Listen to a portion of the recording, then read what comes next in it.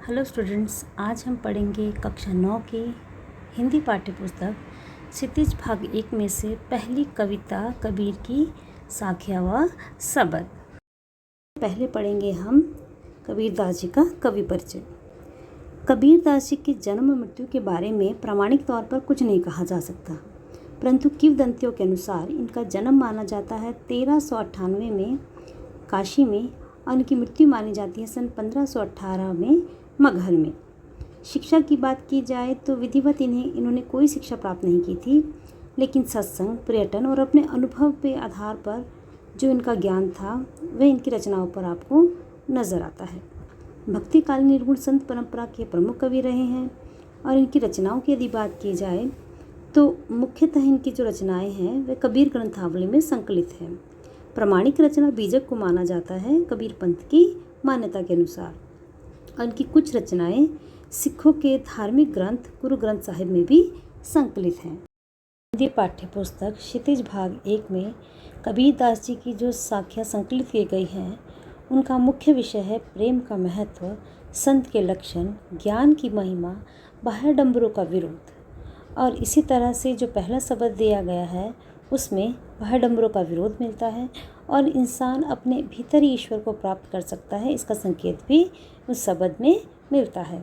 जबकि जब आप दूसरा शब्द पढ़ते हैं तो उसमें ज्ञान के आंधी के रूपक के सहारे ज्ञान के महत्व का वर्णन किया गया है। कबीर कहते हैं ज्ञान की सहायता से मनुष्य अपनी दुर्बलताओं से मुक्त होता है। सरोवर सुभर जल हंसा के लिकराही, मुक्ता फल मोती चुगै अब उड़ी अनतना जाही। मान सरोवर जल से परिपूर्ण है और हंस वहाँ क्रीड़ाएं कर रहे हैं। मुक्ता फल मोती चुगै अब उड़ी अनतना जाही। मुक्ति का फल मोती के रूप में वे चुग रहे हैं और अब उड़कर कहीं नहीं जाएंगे। अर्थात हंसों को अपनी क्रीड़ाओं के लिए जल भी पर्याप्त मात्रा में उपलब्ध है मानसरोवर में, और अपना भोजन प्राप्त करने के लिए मोती भी। जब उनकी सभी आवश्यकताएं वहां पूरी हो रही हैं तो उन्हें उड़कर कहीं और जाने की आवश्यकता नहीं है। अर्थात मनुष्य जो कि मुक्ति चाहता है या ईश्वर प्राप्ति चाहता है, जब उसे सही मार्ग दिखाने वाला गुरु मिल जाए या सच्चा ईश्वर मिल जाए तो उसे मुक्ति की चाह में यहाँ वहाँ भटकना नहीं पड़ता। उसकी वे इच्छाएं उसी गुरु या उसी ईश्वर के द्वारा पूर्ण हो जाती हैं। यानी कि इंसान में तब तक भटकाव रहता है जब तक उसे ईश्वर का सही रूप नहीं मिल जाता। सही ईश्वर या सही मार्गदर्शन मिलने पे उसके जीवन का भटकाव खत्म हो जाता है।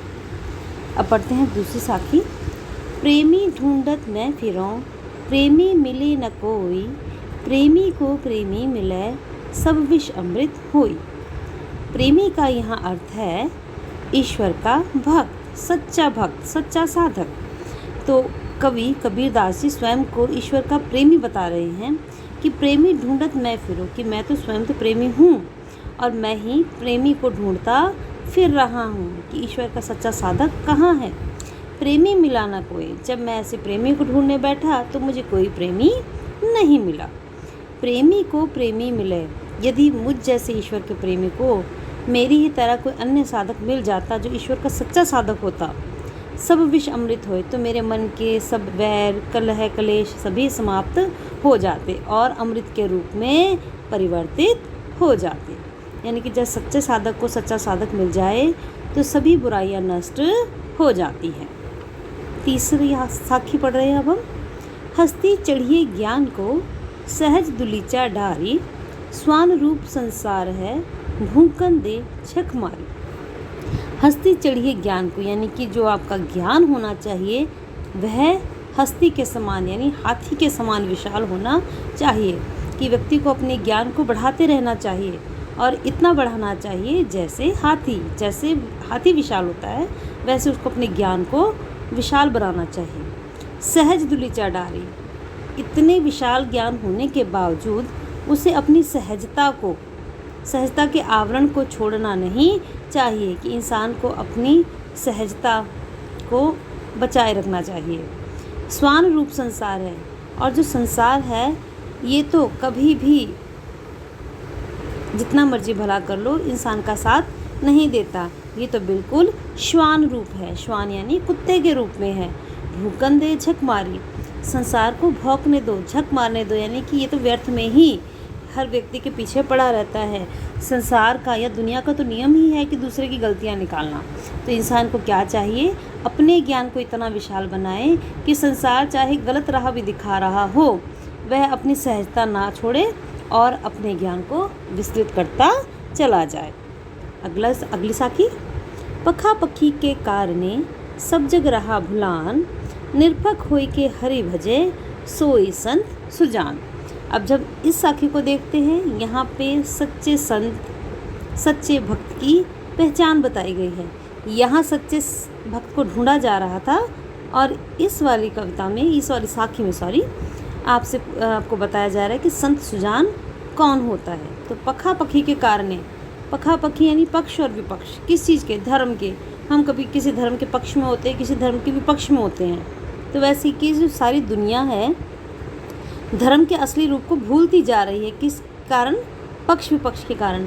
हम अच्छाइयाँ बुराइयाँ करते फिरते हैं, तो इससे क्या हो रहा है कि हम धर्म के सही रूप को, भक्ति के सही रूप को भूलते जा रहे हैं। निरपक्ष, निष्पक्ष होकर, यानी किसी भी धर्म का साथ नहीं, सबको समान लेकर चलना, सभी धर्मों को मानना। निरपक्ष होके हरि भजे, जो व्यक्ति निष्पक्ष होके ईश्वर को भजता है, हरि को भजता है, उसकी पूजा करता है, उसको मानता है, वही सच्चा संत सुजान है। तो सच्चे संत की पहचान है कि वह निष्पक्ष होके ईश्वर की भक्ति करता है। तो हमने ये 4 साखियाँ पढ़ी। यहाँ है कि सच्चा ईश्वर प्राप्त हो जाए तो मनुष्य की ज़िंदगी में भटकाव समाप्त हो जाता है। ईश्वर का सच्चा भक्त मिल जाए तो उसकी ज़िंदगी की सभी विकार, विषय वासनाएं समाप्त हो जाती हैं। ज्ञान को हमेशा जहाँ तक हो सके विशाल बनाते रहना चाहिए। दुनिया गलत रास्ते पे भी ले जाएगी तो हमें अपनी सहजता से, अपने ज्ञान से सही रास्ते को पहचानना है और पक्ष विपक्ष में ना पड़कर ईश्वर के सही रूप को मानना चाहिए। हिंदू मुआ राम कहे मुसलमान खुदाई, कहे कबीर सो जीवता जो दोहों के निकट न जाए। कबीरदास जी के अनुसार हिंदू अपने धर्म को और मुस्लिम अपने धर्म को श्रेष्ठ मानते हैं। इसके कारण ये श्रेष्ठता और निकृष्टता में पड़कर वे धर्म के असली रूप को, असली तत्व को जान ही नहीं पाए हैं। तो कबीर जी के अनुसार इस वक्त, इस समय में वही व्यक्ति जीवित है, वही व्यक्ति सच्चा साधक या धार्मिक व्यक्ति है जो इन दोनों में से कौन श्रेष्ठ है, क्या श्रेष्ठ है, इन चक्रों में ना पड़कर असली तत्व को पहचान पाता है। यहाँ ईश्वर के सच्चे रूप को पहचानने की और धर्म को पहचानने की बात की गई है। काबा फिरी काशी भया, राम ही भया रहीम, मोट चून मैदा भया, बैठे कबीरा जीम। जब व्यक्ति सांप्रदायिक सद्भाव को मानता है तो उसके लिए काबा काशी में और राम रहीम में भेदभाव मिट जाता है और वह धर्म का, भक्ति का असली आनंद प्राप्त कर पाता है।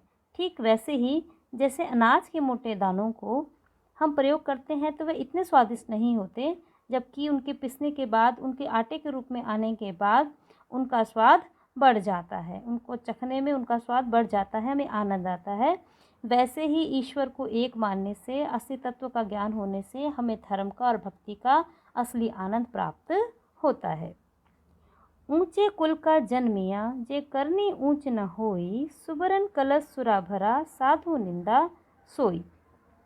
यदि आपका जन्म ऊंचे कुल में भी हुआ है और आपके कर्म ऊंचे नहीं हैं, यानी कि आपके कर्म अच्छे नहीं हैं, तो आप बिल्कुल उस स्वर्ण कलश के समान हैं जो नशीले पदार्थ से भरा हुआ है। तो वह कलश महंगा तो बहुत है, आकर्षित भी करता है, लेकिन अच्छे लोगों द्वारा या आम लोगों द्वारा वह केवल निंदा का पात्र ही बनता है। अब हम पढ़ेंगे कबीरदास जी के शब्द, जिसमें बताया गया है कि ईश्वर को प्राप्त कैसे किया जा सकता है। पढ़ते हैं।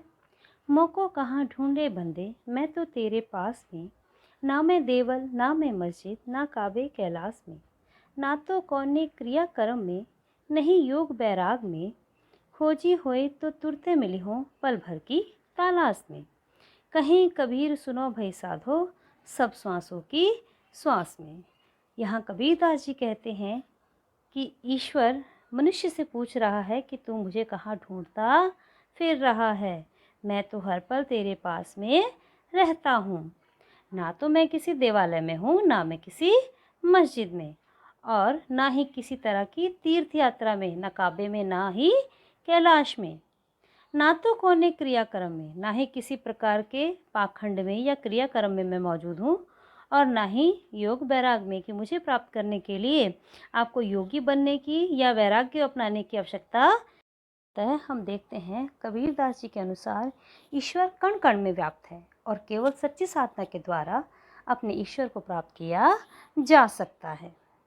ध्यान से इस कविता को पढ़ें और समझें। धन्यवाद।